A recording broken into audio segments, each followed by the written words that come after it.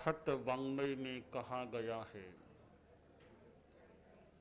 दुम पत्त ए पंडुय ए जहा निवडई राई गणान अच्छ एवं मनुयान जीवियम समयम गोयम मापमाय। गौतम को संदेश दिया गया कि यह मनुष्य का जीवन, मनुष्यों का जीवन अस्थिर है। जैसे पका हुआ पेड़ का पत्ता, पान,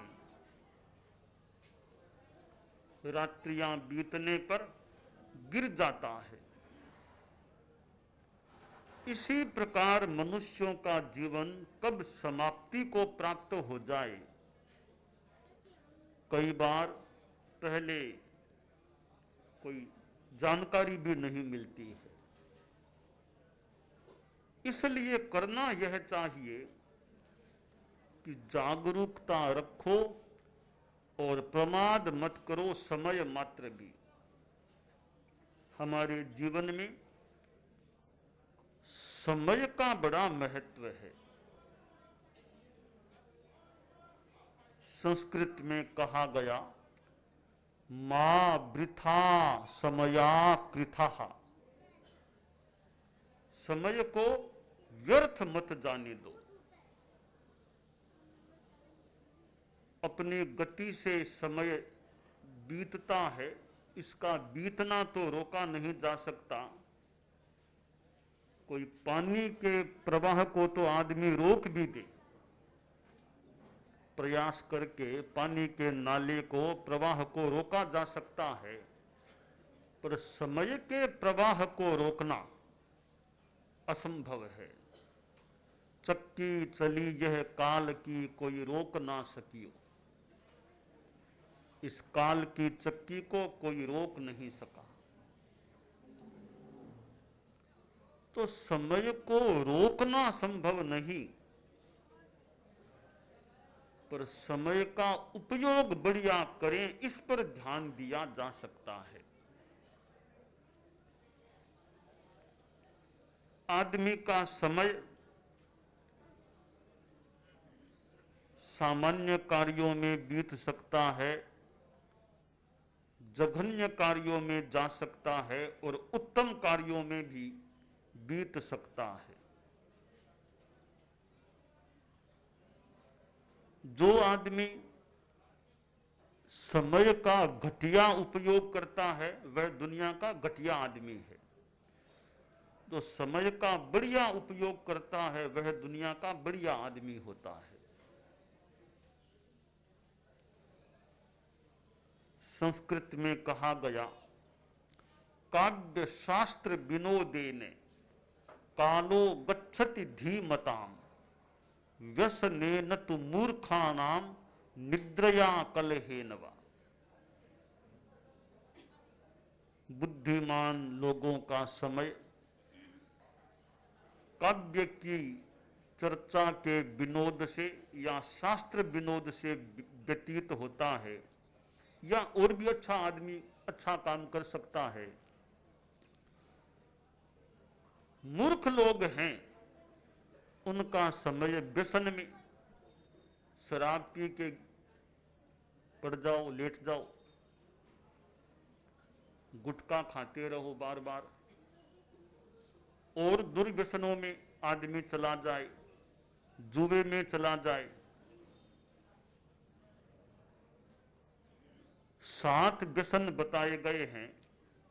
संस्कृत में कहा गया, द्यूतम च मांसम च सुरा च वेश्या पापार्ध चौर्यम परदार सेवा एतानि सप्तव्यसनानि लोके घोराति घोरम नरकम नयन्ति। आश्रय।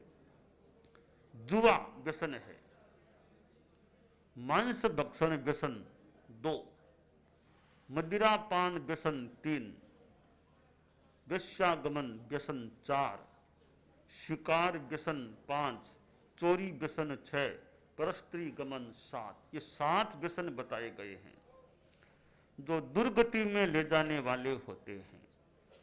अज्ञानी आदमी का समय व्यसनों में भी व्यतीत हो जाता है, या लड़ाई झगड़े में समय बीत जाता है, और नहीं तो पड़ा पड़ा ज्यादा आलस्य में, नींद में समय गंवा देता है। अनावश्यक नींद या अनावश्यक पड़ा रहना। तो आदमी विवेक यह करे कि मेरा समय कितने अच्छे कार्यों में बीते। परम पूज्य गुरुदेव तुलसी का समय कितना कार्यों में बीतता था, वे कितने काम कर लेते थे। एक तरफ तेरा पंथ धर्म संघ के साधु साध्वियों की व्यवस्था का काम उनके सामने रहता था। साधु साध्वियों को किसका चतुर्मास कहां कराना, इस कार्य में भी उनका मर्यादा महोत्सव के पूर्ववर्ती दिनों में समय यापन होता था, चिंतन लगता था और श्रम लगता था। इतने सिंघाड़े, किस सिंघाड़े को कहां चतुर्मास के लिए भेजना, इसका निर्धारण गुरुदेव तुलसी के द्वारा होता था। और किस साधु को कौन से अग्रणी के साथ नियोजित करना, किस साध्वी को किसके साथ नियोजित करना, किसको नया अग्रणी बनाना, यह काम भी परम पूज्य गुरुदेव तुलसी का रहता था। और इधर इतना बड़ा श्रावक समाज, इतनी संस्थाएं, इतने कार्यकर्ता, उनको भी मार्गदर्शन देना, उनकी बात को भी सुनना, यह भी काम उनके लिए था।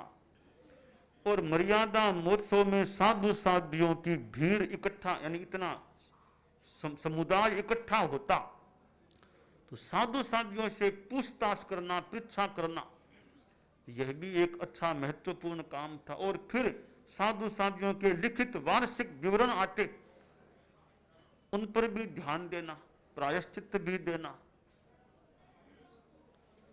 और फिर अध्यापन का क्रम भी चलाना यथा अनुकूलता। तो कितने कितने काम, प्रवचन तो रोज का काम था उनका। आदमी यह सोचे कि मेरा समय कैसे बीत रहा है। गुरुदेव तुलसी का साहित्य निर्माण का कार्य भी कितना चला था। परम पूज्य आचार्य महाप्रज्ञ जी अपनी ज्ञानाराधना में भी, धर्म संघ के विकास में भी, अध्यापन में भी कितना समय का नियोजन करते थे। गृहस्थ भी कई बहुत अच्छे कार्यों में समय लगाते हैं। गृहस्थ भी बहुत अच्छे हो सकते हैं, बड़े समझदार, बड़े ध्यान से, विवेक से समय का उपयोग करने वाले। आदमी व्यस्त होता है तो यह ध्यान दे, व्यस्त किन कार्यों में हूं मैं, अच्छे कार्यों में व्यस्त हूं या अनावश्यक कार्यों में व्यस्त बना हुआ रहता हूं। यो व्यस्त होना अच्छा भी है, फिर अच्छे काम में व्यस्त हो तो अच्छा है। काम इतना सामने हो फिर भी दिमाग अस्त व्यस्त हमारा न बने। व्यस्त भले बन जाए पर अस्त व्यस्त कभी न बने। यह हम सब के लिए अच्छी बात होती है कि दिमाग अस्त व्यस्त न हो जाए, दिमाग में ज्यादा तनाव चिंता न रहे। समय का ऐसा व्यवस्थापन हो, कार्यों का सम्यक्तया संपादन हो जाए और दिमाग पर अति भार भी न हो, नींद में भी बाधा न पड़े, अपनी दिनचर्या पर आदमी ध्यान दे ले, समय सारिणी मेरी कैसी है, उठने का समय मेरा क्या है, सोने का समय क्या है। उठने और सोने का समय प्राय प्राय अपना निर्धारित निश्चित रहता है, तो समय के सम्यक नियोजन में एक सुविधा का आयाम हाथ में आ जाता है। सोना कब, उठना कब और सोना कब, वरना न सोने का पता न उठने का पता, कभी देरी से कभी जल्दी, तो यह अव्यवस्था हो सकती है। तो व्यवस्था अच्छी रहे उठने के समय की और सोने के समय की। फिर बीच का सारा समय वो कैसे बिताना, किन कार्यों में लगाना, यह भी तय रहे, मोटा मोटी बात है। यूं तो कभी कभार यथा अपेक्षा परिवर्तन भी करना हो सकता है, फिर सामान्यतया समय सारिणी तय रहे तो समय अच्छा, प्रयुक्त, उपयुक्त, समायोजित हो सकता है। आदमी यह सोचे कि मेरा जीवन मनुष्य का जीवन है जो दुर्लभ माना गया है, इस मनुष्य जीवन का मैं धार्मिक साधना में, धार्मिक आराधना में, आत्म कल्याण में कितना उपयोग करता हूं। मानव जीवन जाने के बाद क्या पता फिर कब ऐसा मौका मिलेगा। मानव जीवन बीत रहा है भैया, करना हो सो मानव जीवन बीत रहा है भैया, करना हो सो कर लो। संयम तप की नैया द्वारा भैया, भवसागर को तर लो। संयम तप की नैया द्वारा भैया, भवसागर को तर लो। मानव जीवन बीत रहा है भैया, करना हो सो कर लो। जीवन बीत रहा है। तेरापंथी श्रावक श्राविकाएं ध्यान दें, शनिवार को सामायिक होती है या नहीं। शाम को 7 से 8 के बीच अगर समय की अनुकूलता हो तो सामायिक हो जाए, यह भी समय का बहुत बढ़िया उपयोग है। शनिवार को अगर शाम को 7 से 8 के बीच आप सामायिक कर लेते हैं तो अच्छी साधना है सामायिक की। तो धार्मिक साधना में मेरा समय कुछ लगता है या नहीं, और काम चलते हैं तो यह भी तो काम है। आप ऑफिस में समय लगा सकते हैं, दुकान में समय लगा सकते हैं, और भी कुछ मनोरंजन, टीवी देखने आदि में समय लगा सकते हैं। तो धार्मिक साधना के लिए भी समय निकालने का प्रयास करना चाहिए। और समय तो ऐसी चीज है, आदमी निश्चय कर ले कि मिथ दुक्करम निश्चय भवसीयस्य, निश्चय हो जाए मन में मुझे इस काम को करना है, फिर आदमी प्रयास करे तो समय का सामंजस्य बिठाया भी जा सकता है। बस कौन सा काम मेरे लिए ज्यादा महत्वपूर्ण है, ज्यादा महत्वपूर्ण काम को प्राथमिकता या अनुकूल मूल्यवत्ता दी जानी चाहिए कि महत्वपूर्ण काम मेरे जल्दी निपट जाएं, संपन्न हो जाएं। और जीवन में मैं कोई सेवा का काम करता हूं या नहीं, पवित्र सेवा, निर्वध्य सेवा, वो सेवा मेरे से होती है क्या। संसार में लौकिक सेवा भी चलती है, उसका अपना सांसारिक मूल्य भी है। साधु सोचे मैं कोई सेवा करता हूं या नहीं,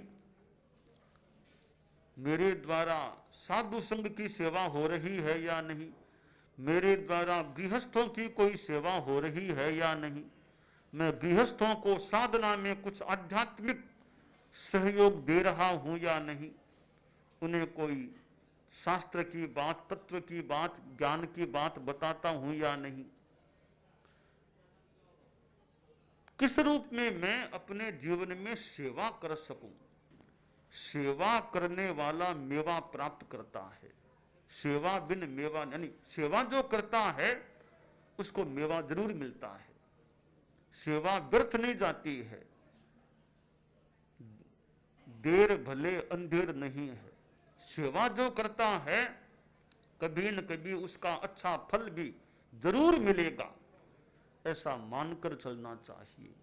तो हमें यह सोचना चाहिए, मैं इस मानव जीवन में जब मेरा शरीर भी स्वस्थ है, अनुकूल है, शरीर में शक्ति भी है, काम कर सकता हूं, तो मैं दूसरों के लिए क्या करता हूं, दूसरों के कल्याण में, दूसरों के आत्मिक उत्थान में मेरा कोई योगदान लग रहा है या नहीं।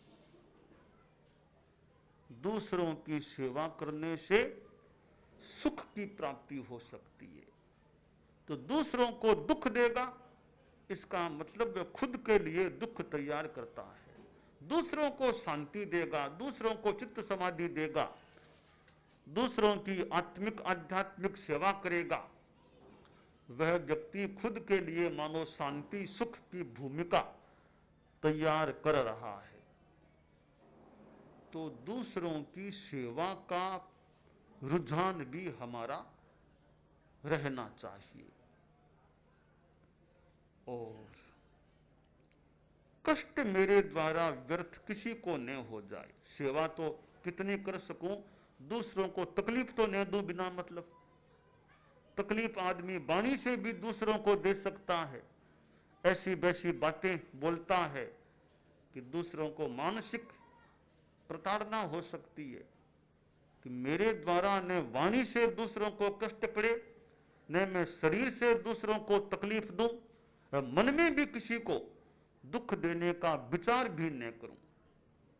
शिव संकल्प मस्तु में मन है, मेरा मन कल्याणकारी संकल्पों वाला, विचारों वाला रहे। तो हम समय को अच्छे कार्यों में लगाने का प्रयास करें।